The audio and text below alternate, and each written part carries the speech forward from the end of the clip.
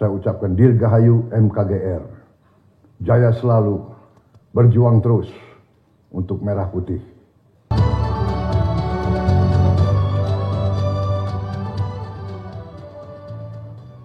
Bismillahirrahmanirrahim. Assalamualaikum warahmatullahi wabarakatuh. Salam sejahtera bagi kita semua. Shalom, salve, om swastiastu. Namo Buddhaya, salam kebajikan. Yang saya hormati Ketua Umum DPP Ormas MKGR, Saudara Ajis Kadir, beserta seluruh keluarga besar MKGR di seluruh Indonesia.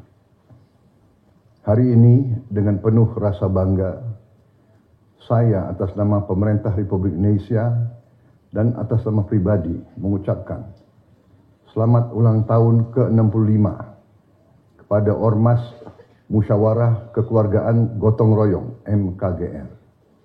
MKGR lahir di saat negara sedang dalam pertarungan antara ideologi, dan MKGR berpihak kepada ideologi Pancasila. MKGR telah menjadi simbol Pancasila, simbol persatuan, gotong royong, dan pengabdian penuh kepada bangsa dan negara. Perjalanan 65 tahun adalah bukti ketangguhan, semangat pengabdian Ormas MKGR dalam memperjuangkan keadilan dan kesejahteraan rakyat dan selalu membela ideologi negara Pancasila. Saya percaya MKGR akan terus menjadi mitra strategis pemerintah dan akan terus menjaga dan mengawal program-program pemerintah yang bertujuan untuk membangun Indonesia yang kuat dan membawa keadilan dan kesejahteraan kepada rakyat Indonesia. Kita harus bersatu sama-sama untuk menghilangkan kemiskinan dari bumi Indonesia. Ini adalah salah satu cita-cita MKGR, dan untuk itu sekali lagi saya ucapkan Dirgahayu MKGR. Jaya selalu, berjuang terus untuk Merah Putih. Terima kasih. Wassalamualaikum warahmatullahi wabarakatuh. Shalom, salve, om santi santi santi, om namo buddhaya, salam kebajikan. Merdeka!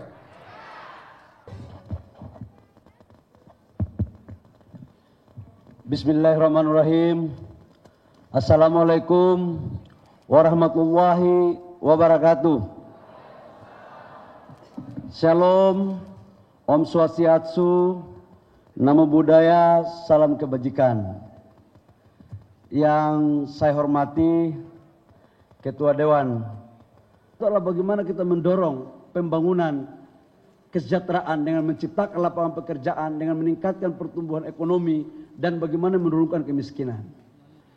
Golkar dalam konteks doktrin karya kekaryaan sudah barang tentu harus mengambil bagian secara aktif.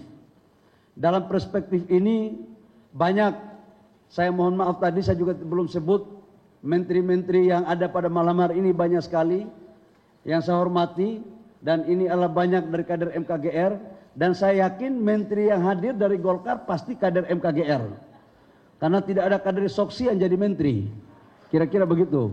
Nah, ini sebagai pesan untuk Soksi, Pak Misbakun, kalau bisa acaranya juga dibuat begini, biar lebih paten gitu.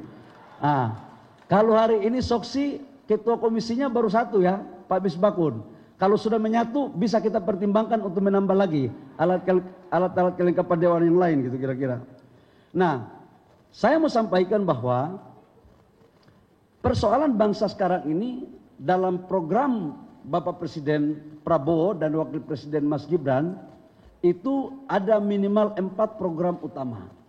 Pertama itu adalah pangan, kedaulatan pangan. Yang kedua adalah kedaulatan energi. Yang ketiga adalah makanan bergizi. Dan yang keempat itu adalah hilirisasi. Bapak Ibu semua, saya harus menyampaikan juga pada malam hari ini, ada 2 dari 4 itu yang dikasih tanggung jawab kepada kader Partai Golkar untuk menyukseskan program pemerintahan di bawah Presiden Pak Prabowo dan Wakil Presiden Mas Gibran. Yang pertama itulah kedaulatan energi ada di kami, kemudian yang kedua itu adalah terkait dengan hilirisasi. Kenapa sih ini harus dilakukan? Bapak Ibu semua, tidak akan mungkin bangsa kita akan menuju pendapatan per kapita akan mencapai 9.000-10.000 dolar pada tahun 2030 kalau tidak ada daya ungkit pertumbuhan ekonomi. Hilirisasi menurut saya adalah jalan yang harus dilakukan selain makanan bergizi. Bayangkan pada tahun 99 ketika krisis ekonomi, inflasi kita waktu itu 88%. Cadangan devisa kita waktu itu 17 miliar US dollar. Dan pertumbuhan ekonomi kita sangat rendah sekali. Ini Pak Maman ada ya, Pak Maman. Nah ini Pak Maman punya bagian Menteri UMKM ini. Tetapi apa yang waktu itu terjadi yang menjaga benteng pertahanan ekonomi nasional kita, yaitu UMKM. Tapi kalau UMKM aja yang kita andalkan dalam rangka mendorong pertumbuhan untuk meningkatkan pendapatan per kapita, itu akan terjadi tapi butuh waktu yang panjang. Karena memang GDP kita itu 61% itu kontribusinya dari UMKM. Jumlah unit usahanya 99,3% dan mampu menciptakan lapangan pekerjaan kurang lebih sekitar 120 juta dari total angkatan kerja 130 juta. Bapak Ibu semua, inilah yang menjadi potret yang harus kita jawab bersama-sama. Hilirisasi dalam pandangan saya merupakan sebuah roh yang harus diwujudkan dalam rangka meningkatkan pertumbuhan ekonomi nasional kita. Sekarang kita sudah rumuskan kurang lebih sekitar 28 proyek hilirisasi yang akan kita lakukan di hampir semua wilayah di Indonesia. Di hampir semua. Investasinya kurang lebih sekitar 618 miliar US dollar. Ini yang akan menjadi program untuk kita dorong. Yang kedua, Bapak Ibu semua, terkait dengan kedaulatan energi. Saya tadi baru habis rapat dengan Bapak Presiden Prabowo di Hambalang. Ini hari Minggu pun Ketua Umum partainya Pak BBG ini luar biasa sekali, Presiden kita semua. Hari Minggu kita diajak rapat untuk bicara tentang lifting. Nah ini memang lifting kita sekarang itu menurun. 2 bulan terakhir itu 600.000. Sekarang turun lagi ke 590.000 barel per day. Konsumsi kita sekarang kurang lebih sekitar 1.600.000 barel per day. Jadi kita impor itu kurang lebih sekitar 1 juta barel per day. Dengan kita mengalokasikan uang kurang lebih sekitar 500 triliun rupiah devisa kita hilang per tahun untuk membeli minyak. Ini juga salah satu kenapa nilai tukar rupiah kita itu menurun terhadap dolar. Kami targetkan tadi arahan Bapak Presiden 2028-2029 lifting kita harus mencapai 1 juta barel per day agar kita mampu untuk tidak melakukan impor minyak lagi pada tahun 2029. Saya pikir beberapa hal ini yang perlu saya sampaikan karena tadi Pak Adis sudah banyak menyampaikan tentang banyak program MKGR dan saya harap organisasi-organisasi sayap yang lain baik yang didirikan maupun mendirikan melakukan konsolidasi. Karena Golkar di tahun 2025 adalah tahun konsolidasi.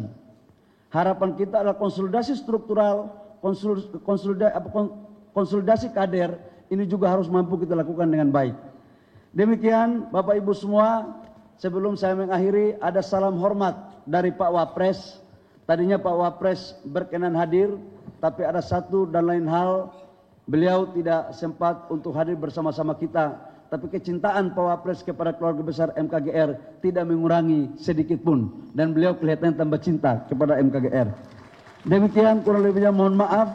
Wabillahi taufiq wal hidayah. Wassalamualaikum warahmatullahi wabarakatuh. Shalom. Om Santi Santi Om Namo Buddhaya. Salam kebajikan.